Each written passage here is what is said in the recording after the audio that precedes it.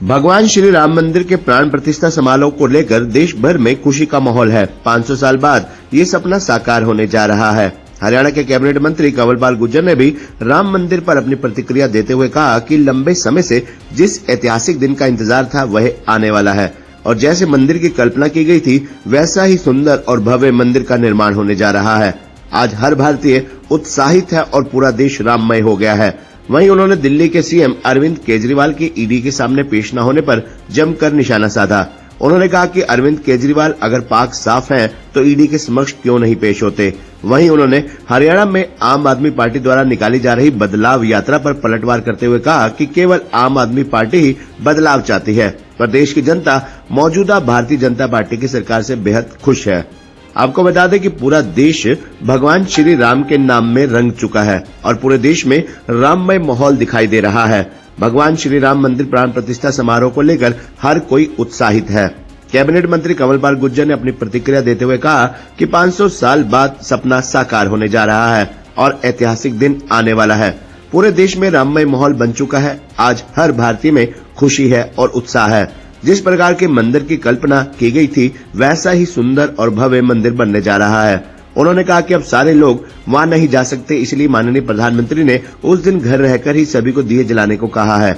राम मंदिर प्राण प्रतिष्ठा समारोह का दिन दीपावली से कम नहीं है। उन्होंने कहा कि जल्द ही सभी वहां जाएंगे। इसके लिए एयरपोर्ट, रेलवे स्टेशन सभी प्रकार की व्यवस्थाएं की गई हैं। मीडिया द्वारा पूछे गए सवाल पर उन्होंने कहा कि हम सरकार की तुलना राम राज्य से नहीं कर सकते, लेकिन हम महापुरुषों के आदर्शों और उनके दिखाए मार्ग पर चल रहे हैं। आज हर काम पारदर्शिता से हो रहा है। विकास कार्यों, रोजगार में किसी प्रकार का कोई भेदभाव नहीं है। बेइंसाफी को हमने खत्म किया है। बहुत जल्द सरकार एक सर्वे करवाने जा रही है। उस सर्वे के अनुसार जिस चीज की जहां पर जरूरत है, जहां हॉस्पिटल बनना चाहिए, जहां कॉलेज बनना चाहिए, जहां स्कूल बनना चाहिए, वह बनाया जाएगा। किसी भी सिफारिश की जरूरत नहीं है। हम ये नहीं कहते कि राम राज्य लेकर आए हैं, लेकिन हम उस दिशा में चल रहे हैं जिस तरफ हमारे महापुरुषों ने हमें चलने का आह्वान किया। हम उसी पथ पर आगे बढ़ रहे हैं। वहीं दिल्ली के सीएम अरविंद केजरीवाल को बार बार ईडी का सम्मन मिलने के बाद भी वह पेश नहीं हो रहे हैं। उनका कहना है कि भाजपा ये सब करवा रही है। इस सवाल का जवाब देते हुए कैबिनेट मंत्री ने कहा कि भाजपा बदले की भावना से काम नहीं करती और न ही ऐसी सोच रखती है। अरविंद केजरीवाल की देश के संविधान और कानून के प्रति कोई श्रद्धा नहीं है। वैसे तो वे संविधान की बातें करते हैं। पूछताछ के लिए अगर बुलाया है तो जाना चाहिए। उन्होंने कहा कि देश के प्रधानमंत्री जब गुजरात के मुख्यमंत्री थे उस समय कई घंटे तक जांच एजेंसियों ने उनसे पूछताछ की, लेकिन माननीय नरेंद्र मोदी ने कभी ऐसा नहीं कहा कि मुझे क्यों बुलाया जा रहा है।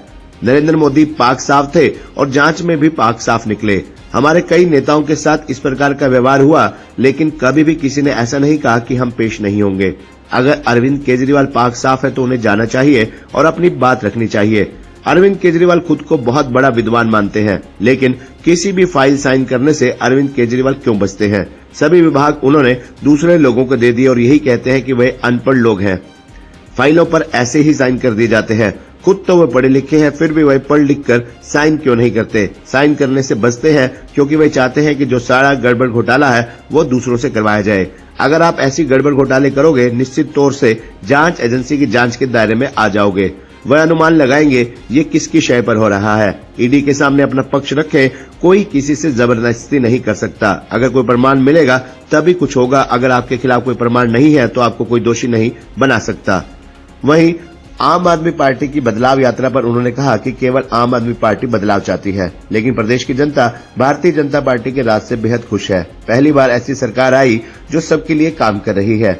मौजूदा सरकार की नीतियों से सभी खुश हैं। खबरनामा हरियाणा के लिए यमुनानगर से ब्यूरो रिपोर्ट।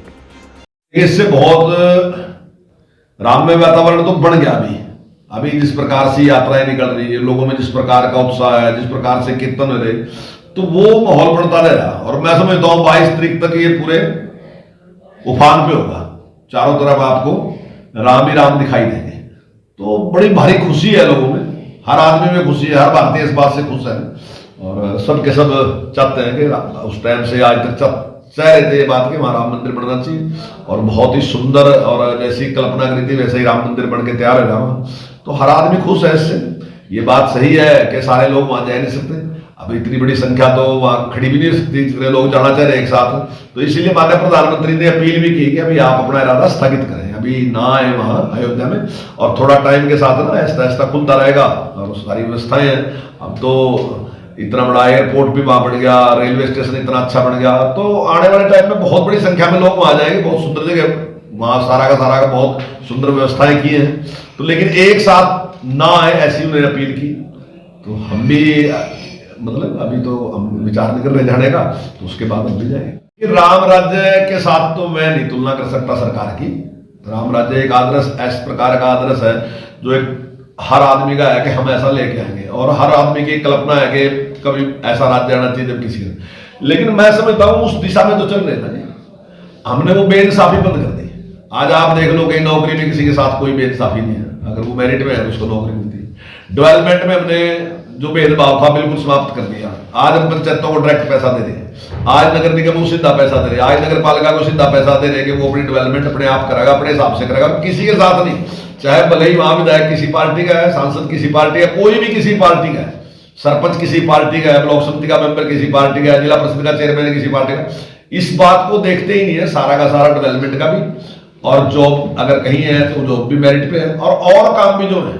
अभी सरकार एक सर्वे लग रही है, उस सर्वे में ये निश्चित होगा कहां किस चीज की जरूरत है। उसके लिए सिफारिश की जरूरत नहीं होगी, बस वो सर्वे में फाइनल होगा कि यहाँ डिस्पेंसरी होनी चाहिए, वहां डिस्पेंसरी होगी, यहाँ हॉस्पिटल होना चाहिए, यहाँ हॉस्पिटल बनेगा, यहाँ कॉलेज होना चाहिए, यहाँ कॉलेज बनेगा। मतलब जिस चीज की भी जरूरत है, एक इस प्रकार का एक सर्वे सरकार कराने लग रही, तो उसके बाद हर जगह बिना किसी सिफारिश के सारे काम जो जरूरत के हिसाब से हैं वो किए जाएंगे। तो मैं समझता हूं कि मैं ये तो नहीं कहता कि हमने राम राज्य में ले आए, लेकिन हम उस दिशा में चल रहे हैं जो हमारे महापुरुषों ने जिसको कभी पूरा किया, चलाया, जिसकी तरफ चलने का आह्वान किया, उस दिशा में हम काम। देखिए, अब ना तो देश के संविधान के प्रति उसकी कोई श्रद्धा है, वो वैसे तो बात करता है, ना नियम कानून के प्रति श्रद्धा है, तो नोटिस तो जिसको भी देंगे वो जाएंगे। आज जो देश के प्रधानमंत्री हैं उस समय गुजरात के मुख्यमंत्री थे, और अगर आप इतिहास उठा के देखो तो इतने लंबे लंबे कई घंटे तक उस टाइम की जो जांच एजेंसी थी उन्हें पूछताछ की, लेकिन मोदी ने कभी नहीं कहा कि भाई आप मुझे क्यों बुलाने लग रहे हैं। बुलाए और साफ थे तो साफ निकल गया। हमारे और भी कई नेता हैं जिनके साथ इस प्रकार का व्यवहार किया, तो हमने तो कभी नहीं कहा कि हम तो नहीं पेश होते भाई, तो हमारे नेता वहां गए। तो मैं समझता हूं कि अगर आप पाक साफ हैं तो आपको जाना चाहिए, अपनी बात बतानी चाहिए।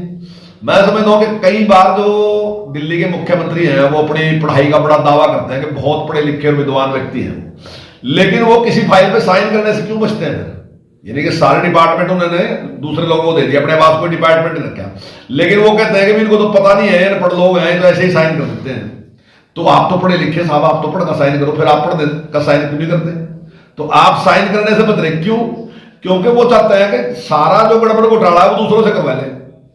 लेकिन ऐसा नहीं है, अगर आप ऐसे गड़बड़ घोटाले करोगे तो निश्चित तौर से जो जांच एजेंसी है उसका अनुमान लगाएंगी कि ये किसकी सह पे है, तो उस पर तो कार्रवाई करेंगे। ऐसा तो साइन वाला, अगर आप मुखिया हैं, अगर आप पाक साफ हैं, आप जाके ईडी के सामने पेश होकर बताओ कि इसमें कुछ होया ही नहीं है। ऐसा तो नहीं कोई जबरदस्ती कर देगा, कोई किसी चीज में भी कोई जबरदस्ती नहीं कर सकता। अगर प्रमाण होंगे तभी करेगा, कोई ऐसे थोड़ी कर देगा जबरदस्ती। ठीक है, आपको समन तो आ सकते हैं, आपको बुलाया तो सकते हैं, पर दोषी तो नहीं बना सकते। आपको दोषी तब बढ़ोगे जब दोष होगा। नहीं, वो तो करना चाहते हैं, लेकिन प्रदेश की जनता नहीं इसको बदलना। प्रदेश की जनता इस बात से खुश है कि पहली बार एक ऐसी सरकार आई जो सबके लिए काम कर रही है। जनता नहीं करना चाहती, वो तो